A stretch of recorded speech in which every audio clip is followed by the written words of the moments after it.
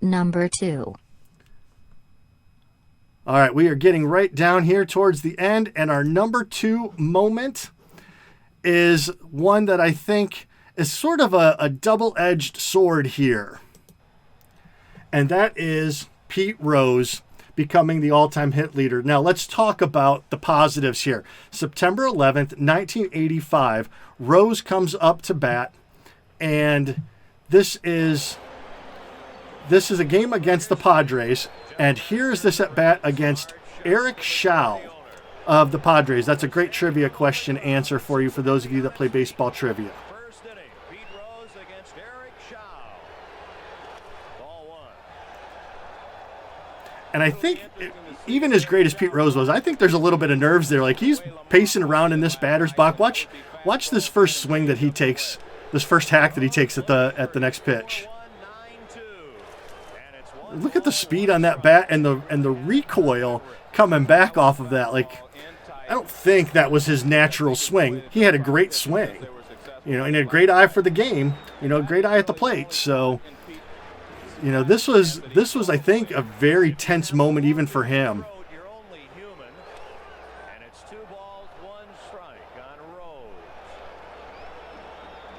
Everybody on their feet here in Cincinnati, and a worldwide television audience watching these moments tonight here at Riverfront Stadium. 2-1 pitch from Schau into left center. And there it is. Hit number 4,192, making him the all-time hits leader, passing Ty Cobb. That was September 11th, 1985.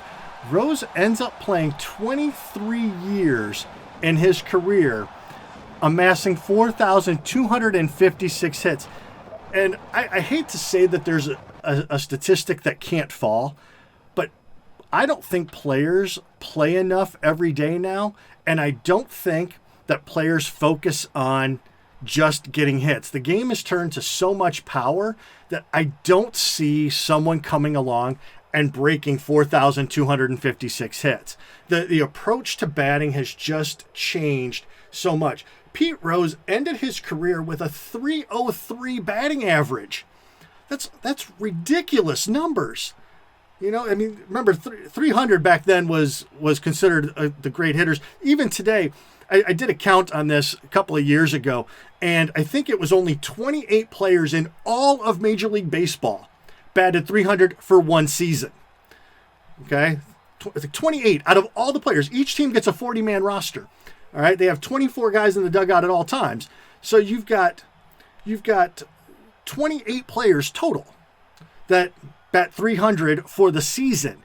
The numbers for what's an acceptable batting average have gone way down. 280 is really considered good right now. Here you got a guy who hit over a 23-year career. He bats 303.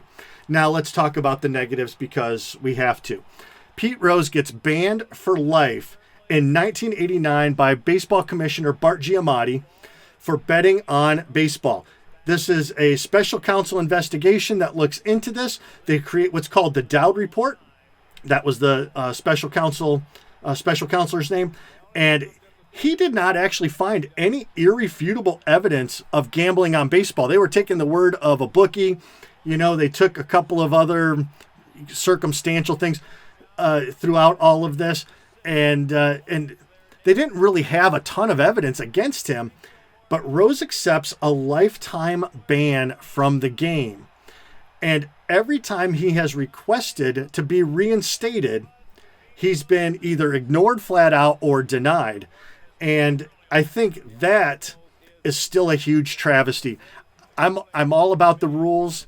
I understand that betting on baseball is wrong. I get that. But this is a guy that even before he was the manager, before he was doing all this, broke probably one of the greatest records to ever stand in baseball. So he is still not in the Hall of Fame as a player or a manager. I think I just have a tough time with that. It's probably the biggest debate in sports still today, is whether or not Rose should be in the Hall of Fame.